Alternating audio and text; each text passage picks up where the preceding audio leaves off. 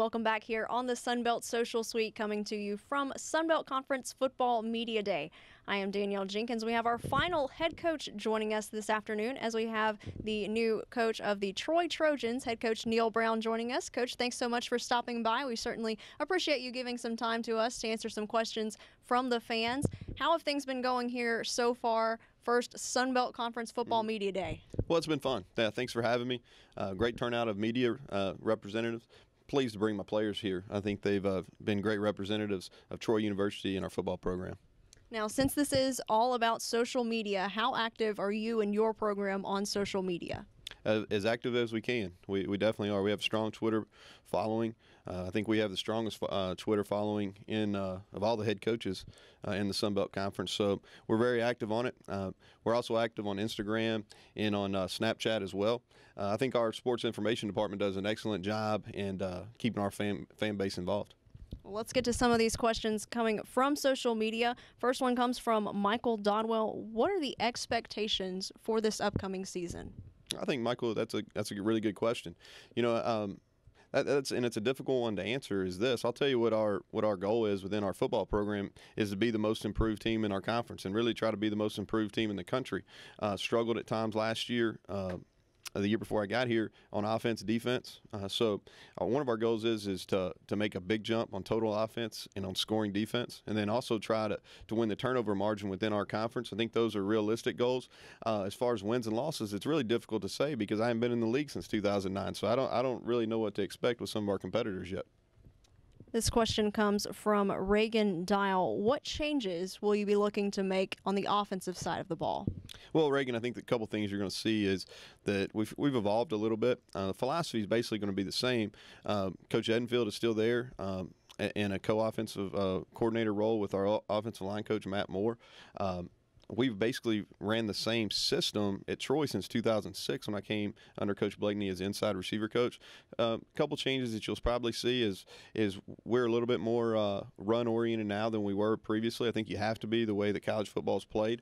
And we'll also do a lot more play-action pass game than we probably did during our first stint there. This question comes from Thomas on Twitter. Would you prefer to go full up-tempo right from the first snap, or will the team kind of have to ease into that transition? Well, we want to be a no-huddle, fast-paced program, is not just offensively, but as a program. I think that's something that our recruits can really relate to. I think that people get excited. I think that's something that our fan base is really excited about. We want to try to lead the country in plays per game, and we're really we'll start that from the first play at NC State and hopefully keep it through when we finish up against Lafayette in the regular season.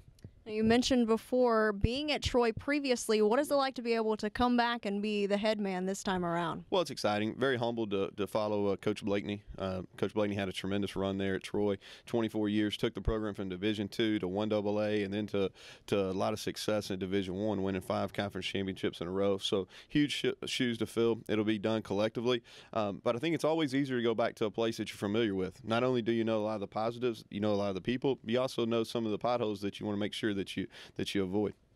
What are some of the biggest challenges coming in and having to revamp a program and really change things over to the way that you want things done?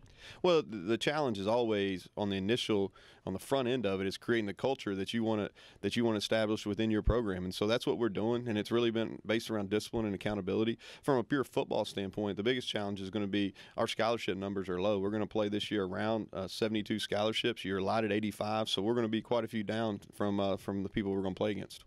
Now, first game coming up will be at NC State. What's going to be the biggest push going into that game?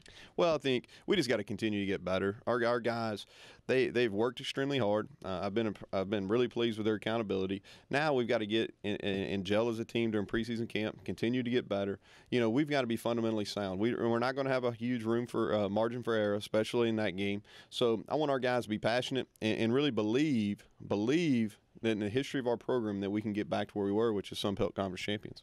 Now, how important are senior leaders like Brandon and Tyler, who came down to Sunbelt Media Day, for a team that is going through a transition with a new head coach to kind of maintain some consistency? Well, it's crucial. You know, those guys understand, especially Tyler. He was from one of the top high school programs in the country in Hoover High School, and he's won a state championship and won big and understands expectations. So we're going to lean on those guys. You know, Tyler, Dalton Bennett, who's an O lineman, who's our starting center.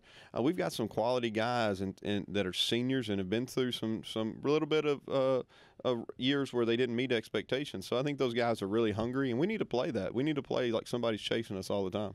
Well, Coach, we certainly appreciate you stopping by and spending some time with us. Best of luck in this first season with the Trojans. Yeah, thank you so much. We will be back right after this. Coming up on the Sunbelt Social Suite, we will have the student-athlete representatives for the Warhawks stopping by. You don't want to miss it. Be sure to tweet your questions using the hashtag Sunbelt Media Day. We'll be right back.